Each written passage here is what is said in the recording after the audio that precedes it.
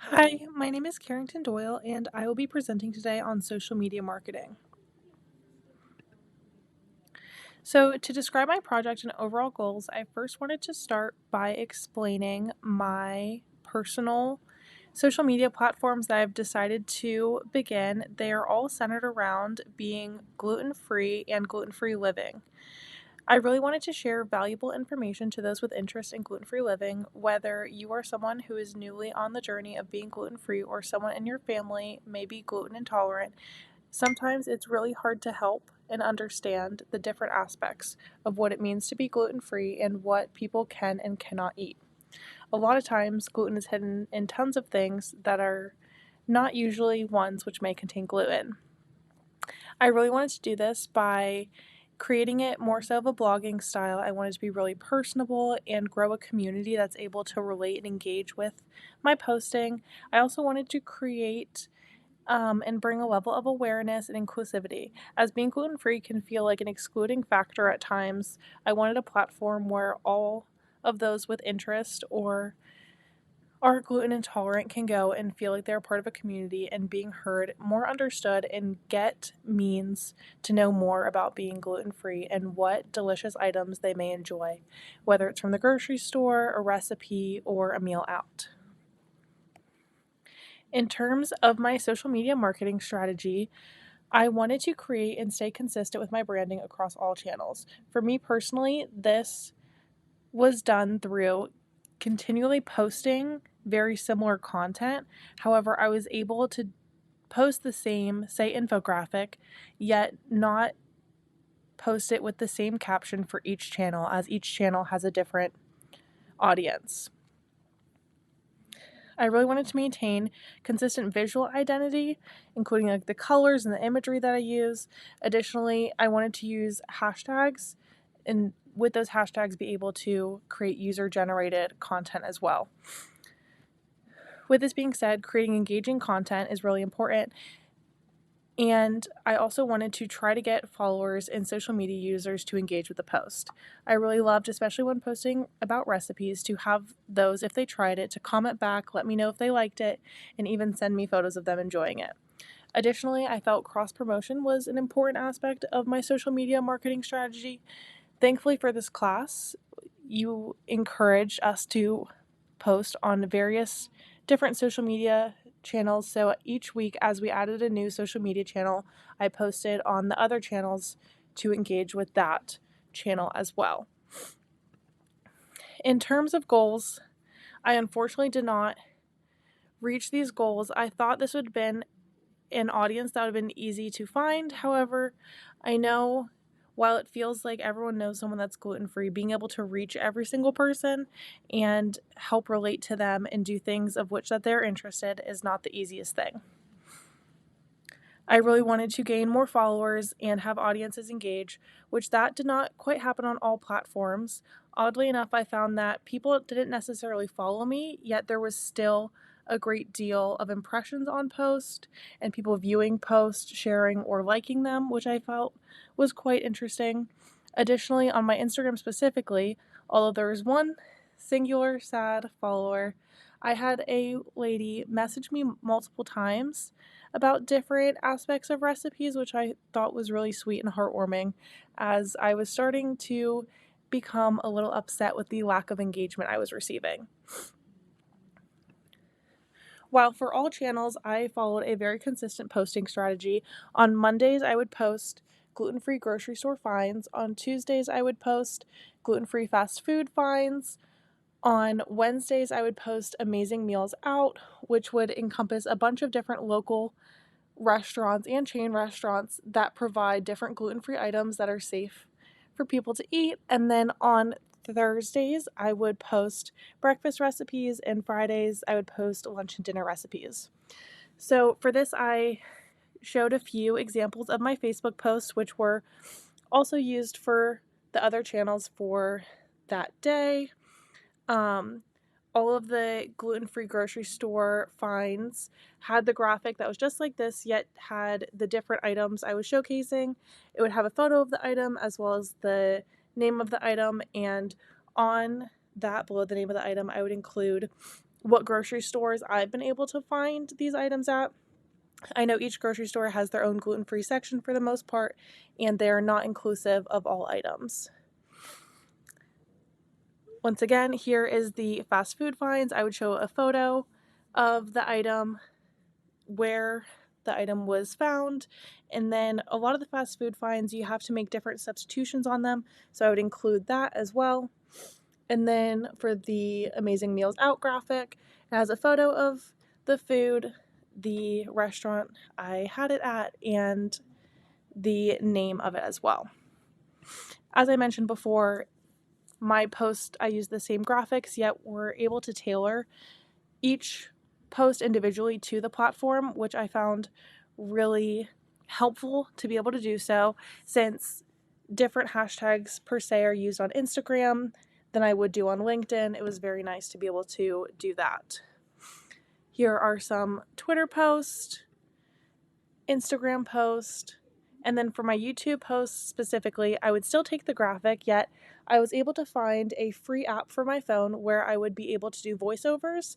So I would use the graphic and then do a voiceover of myself talking about the either recipe, grocery store find, or whatever post it may have been for that day, and I get to explain it, talk to the audience, and recommend that they try it, which was very nice. And then here are more Pinterest posts. I personally feel that this style of post I was doing was most suitable for Pinterest and that audience. However, I was expected to have a higher level of interest with Pinterest, but I did not see that engagement I was expecting to. In terms of using an organizing software, I actually did not use an organizing software. While it may have taken me 3 coffees to do this, I, at the beginning of the semester, made each Canva layout that I wanted to use for all 5 days of the week, and I found all sorts of different gluten-free grocery store items that I liked, fast food items, and all of the things for the entire semester, and was able to make folders for every single day of which graphics were going to be used for that day and that week as well. While it took tons and tons of time, and I'm not quite sure how I did that all in one day, I did that, and I was really happy that I did because it made posting throughout the days and the weeks much easier. So, in terms of my posts by themselves, the goals of my posts were to really engage with the audience. I wanted to provide helpful information where not only would they be able to understand it very easily, but I wanted to engage and excite them and entertain the interested audience.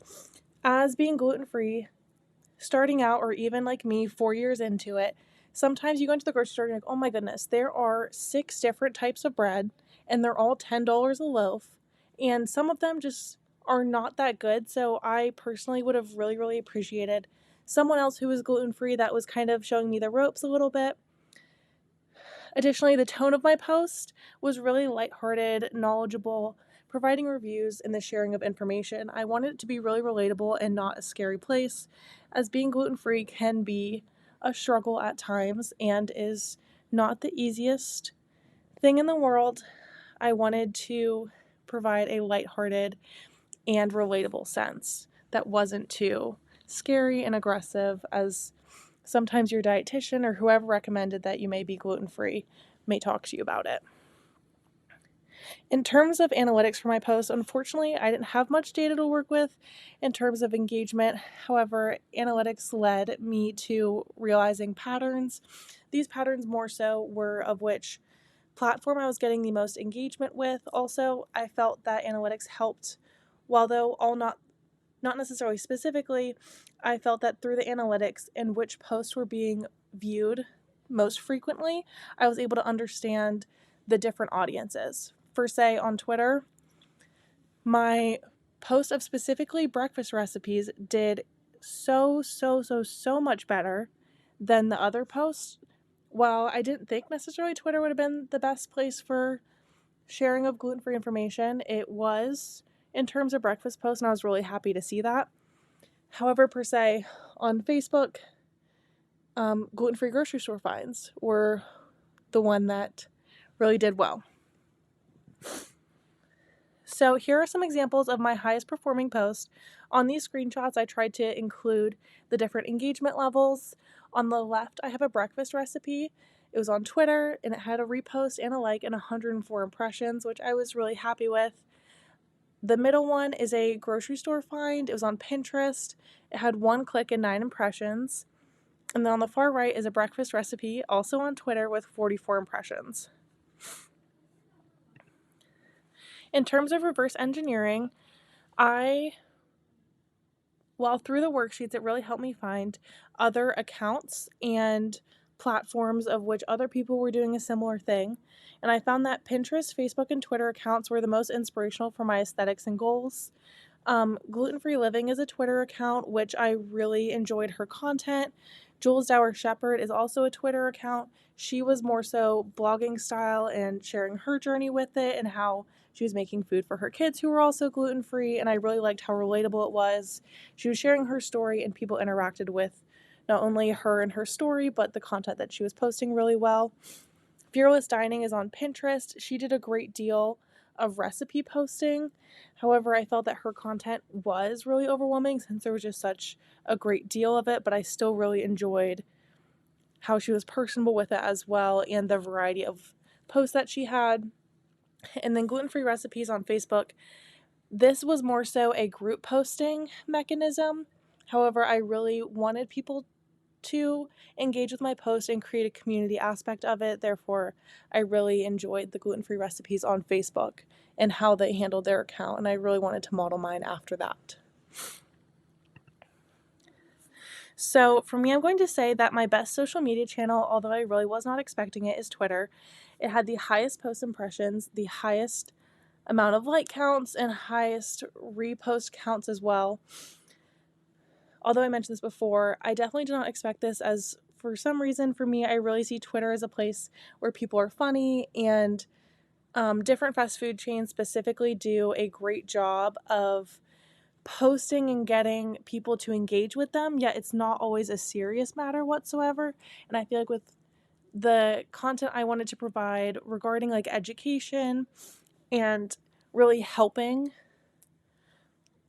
that audience, I didn't think it was going to land well, but apparently people like to find their recipes on Twitter, which I'm not going to complain about. Takeaways. I learned that social media marketing is definitely not an easy task whatsoever. Although you can try to look at other accounts and see what ways they're doing best, it really does take a lot of hard work to build an audience, and I really wish I was able to accrue that type of interest. Unfortunately, I was not. But I now am also incredibly understanding of why there are so many jobs in social media post college and how those can be incredibly efficient and helpful in building a brand, their identity, their strategies, and how also important leveraging user generated content is. Not only is it important to be able to further promote your own brand and identity, but it's really important for others to feel included in it and allow them to repost content and encouraging them to share their own stories so they feel like they are able to make perhaps your brand a part of their identity as well. Thank you so much for listening. I almost want to apologize for not getting as much traction to my post as I was hoping to, but I really enjoyed this course, and I hope to learn more about social media and how I can market best through that in the upcoming classes I take. Thank you so much.